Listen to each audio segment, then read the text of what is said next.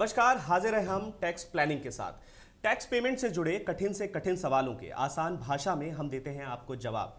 Tax तो आप ही को भरना है, लेकिन इसको बचाना कैसे है, इस पर हम देते हैं आपको हर मुमकिन और हर संभव जवाब। इस पर तमाम बातों के लिए आज मेरे साथ जुड़े हैं रजनीश शुक्ला जी। रजनीश शुक्ला जी चार्टेड अकाउंटेंट हैं, 13 ईयर्स से प्रैक्टिस में हैं। बहुत बहुत स्वागत है सर आपका हमारे खास प्रोग्राम में। तो रजनीश शुक्ला जी, सबसे पहला सवाल मेरा, क्योंकि we are talking about new taxpayers, तो सबसे पहला सवाल तो यही रहेगा, बहुत कॉमन सा है, बहुत सिंपल सा है और हर कोई जानना चाहता है। एलिजिबिलिटी क्या है, कब कैसे पता लगता है एक नए टैक्स पेयर को कि वो इनकम टैक्स फाइल करने के लिए एलिजिबल हो चुका है, इस पर बताइए सर। सर, इसमें एलिजिबिलिटी के साथ साथ हम एक वर्ड और ऐड करते हैं, मैंडेटरी का। क्योंकि एलिजिबिलिटी तो आपकी टैक्स के पॉइंट ऑफ व्यू से तभी हो जाती है when you start generating any income. Mandatory कब होता है, कब से आपको सरकार ट्रैक करना शुरू करती है। सरकार कहती है कि अगर आप एक पर्टिकुलर अमाउंट से ज़्यादा की इनकम जनरेट कर लेते हो इन अ पर्टिकुलर ईयर, तो आपके ऊपर टैक्स बनता है। और जैसे ही टैक्स बनता है, इसका मतलब है आपने रिटर्न फाइल करके ही आपने टैक्स पे करनी है।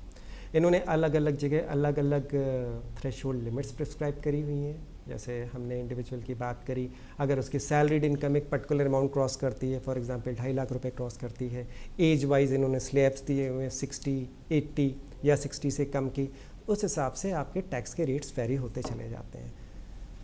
अगर मैंडेटरी हम रिक्वायरमेंट रिटर्न फाइलिंग की बात करें, इसको भी आप दो हिस्सों में कर सकते हो। एक हिस्सा तो हमने कहा जहाँ पे आप बात करते हो कि हमारी इनकम एक थ्रेशोल्ड लिमिट को क्रॉस कर गई, तो येस यू हैव टू पे टैक्सेस, तो आप रिटर्न फाइल करते हो। दूसरा केस होता है कि आपकी इनकम नहीं भी क्रॉस करती है, लेकिन कुछ क्राइटेरियाज और थ्रेशोल्ड लिमिट है जो सरकार ने प्रिस्क्राइब किए हैं, जो इनकम टैक्स एक्ट 1961 प्रिस्क्राइब करता है। अगर आप उसमें भी कवर होते हो तो भी आपको इनकम टैक्स रिटर्न फाइल करनी होती है।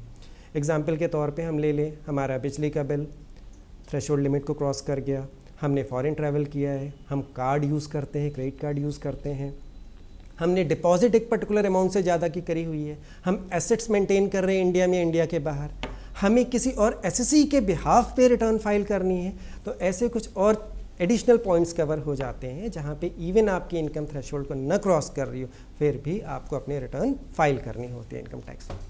सर, एक जो सवाल है, टैक्स फाइल कैसे करें, इसके लिए किसी की डिपेंडेंसी की जरूरत होती है, हमको सीए की जरूरत पड़ती है, या एक इंडिविजुअल टैक्स जो है वो खुद भी फाइल कर सकता है, डायरेक्ट टैक्स भी फाइल कर सकता है?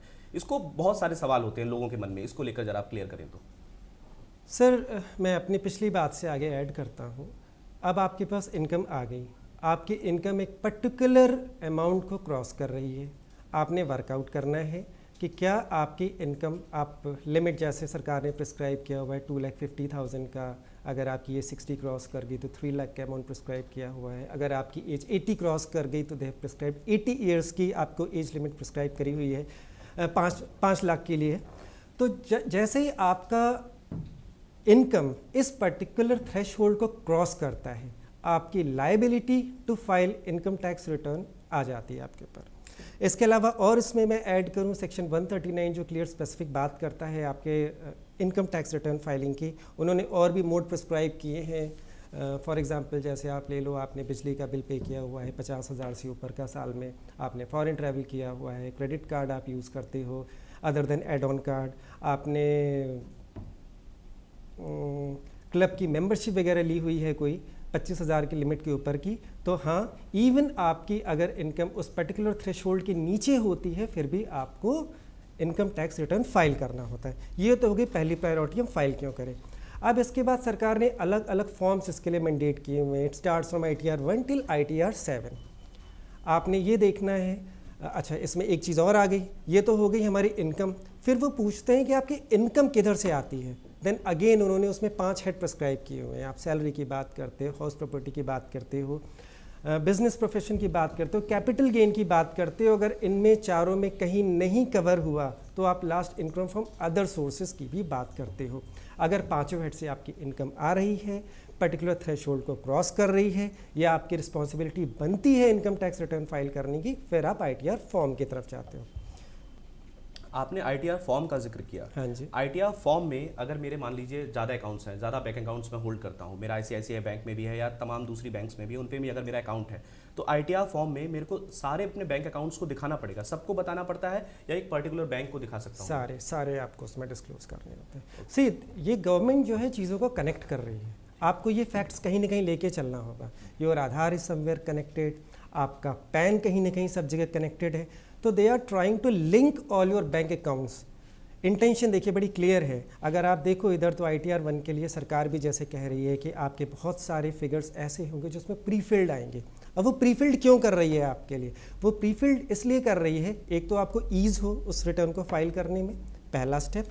दूसरा, साथ का साथ उनको क्लैरिटी होती जाए कि आप और कहाँ कहाँ कनेक्टेड हो। प्लीज़ कावेंद्र जी।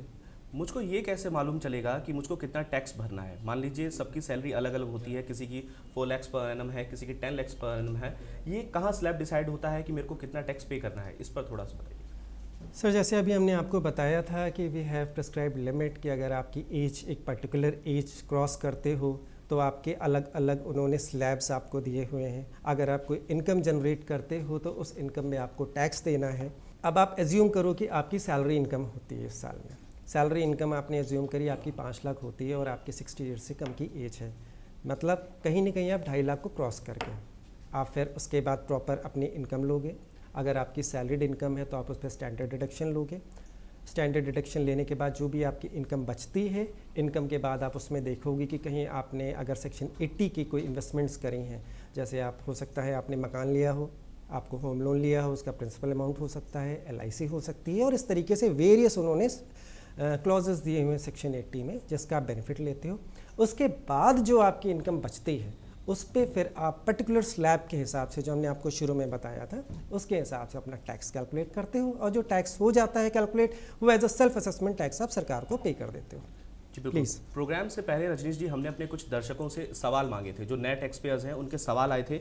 एक कॉमन सवाल था कि एग्जेम्प्ट इनकम और टैक्सेबल इनकम, इसमें डिफरेंट क्या है, इसमें क्या डिफरेंस आता है?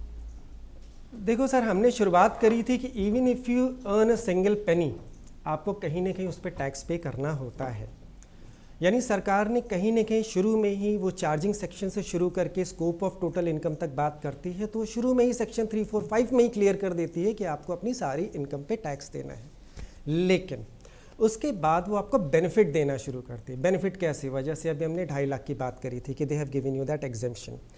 बेनिफिट कैसे हुआ? आपको उन्होंने सेक्शन 80 में चैप्टर 6 में डिडक्शन देने की बात करी, आपको डिडक्शन दिया, यानी आपकी इनकम को कहीं ना कहीं उनको कहा कि आपको टैक्स कम पे करना पड़ेगा, इतनी आपकी एग्जाम कैटेगरी में चली जाती है। प्रिसाइज सेक्शन की बात करें तो सेक्शन 10 है। ये सेक्शन 10 स्पेसिफिकली बात करता है कि क्या क्या इनकम होगी आपकी और किस किस हेड में होगी। अगर इस पर्टिकुलर हेड में आपकी इनकम पड़ती है और प्रिस्क्राइब्ड कंडीशंस को क्वालिफाई करती है तो यस, आपको वो as an exempt income treat होती है और उस पर आपको टैक्स नहीं पे करना होता है। जी बिल्कुल। एक बहुत कंफ्यूजिंग सवाल है, अगर कोई लॉटरी जीतता है, मान लीजिए वो लॉटरी जो है वो ज़्यादा अमाउंट की है, तो उस लॉटरी पर उसको टैक्स देना होगा? सर, जब आपकी लॉटरी की इनकम आएगी, जब अगली पार्टी आपको पेमेंट करेगी, वो साथ का साथ ही उस पर टैक्स काट लेगी। तो टैक्स रेट इज़ 30% और उसके ऊपर आपका हायर एजुकेशन सेस लग जाता है।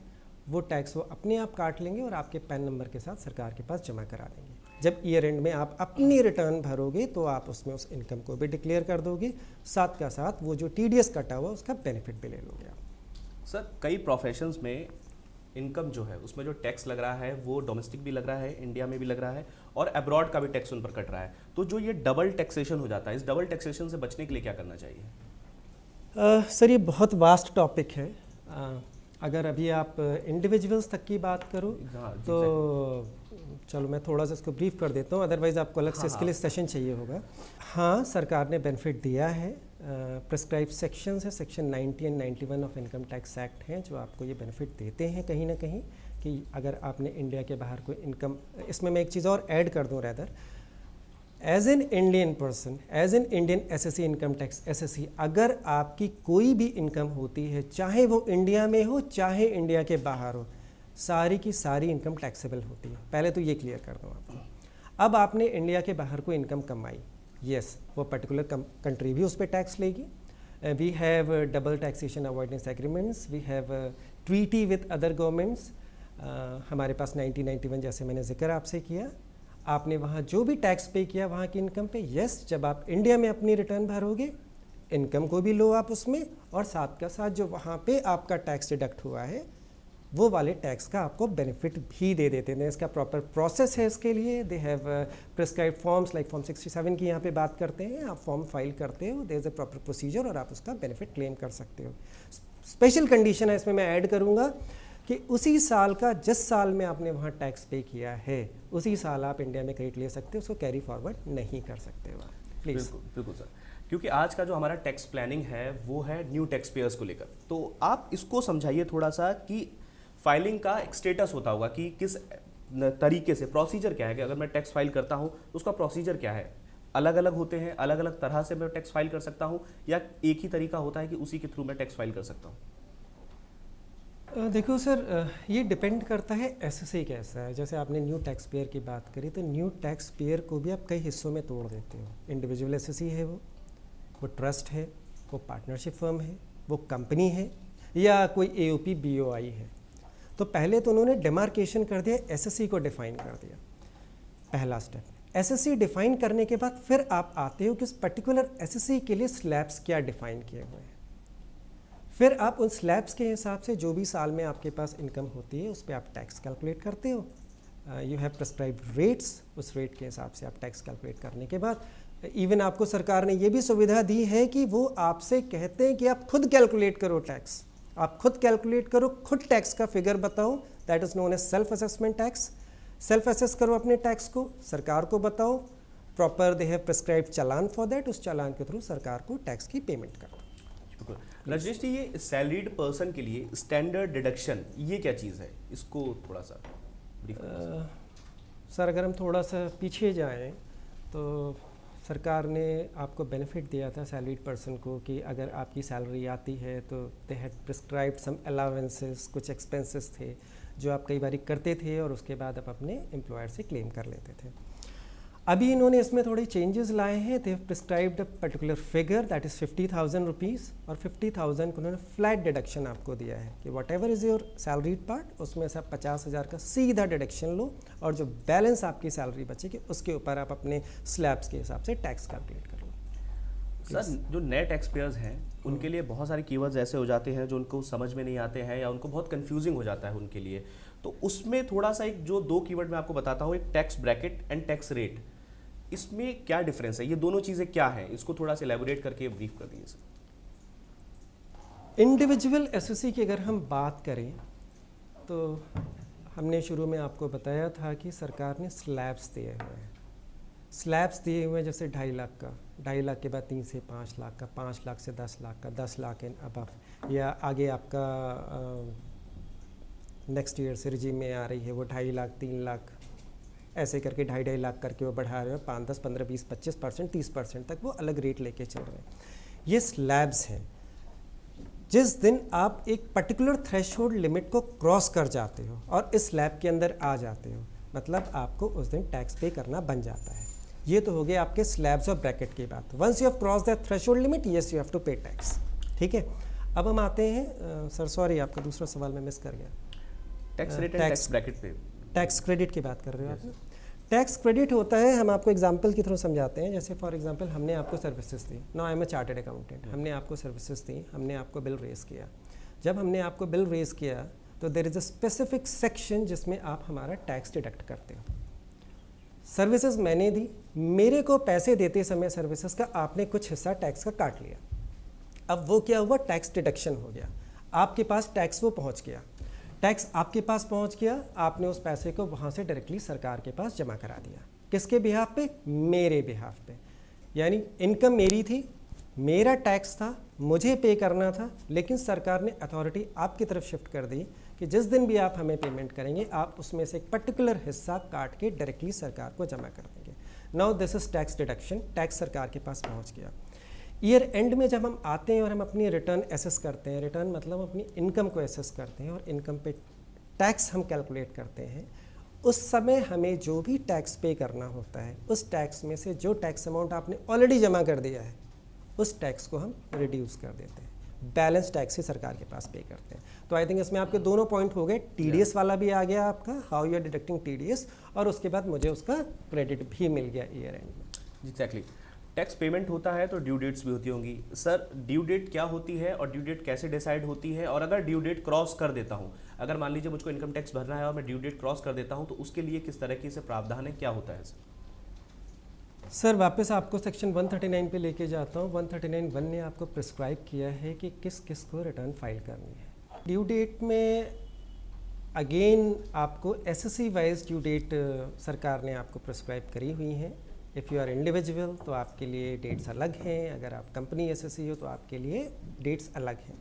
फॉर एग्जांपल आप नॉर्मल सिनेरियो में हम इस साल को छोड़ के चलते हैं कि कोरोना की वजह से डेट सारी एक्सटेंड हो गई हैं और आपकी इवन इंडिविजुअल के रिटर्न 10 तारीख अभी जानी है, या टैक्स के केसेस के डेट्स आपकी आगे सारी एक्सटेंड हो गई हैं जो इस तारीख 15 तारीख तक जानी, 15 से लेकर नेक्स्ट मंथ तक हम इसकी फाइलिंग करने वाले हैं।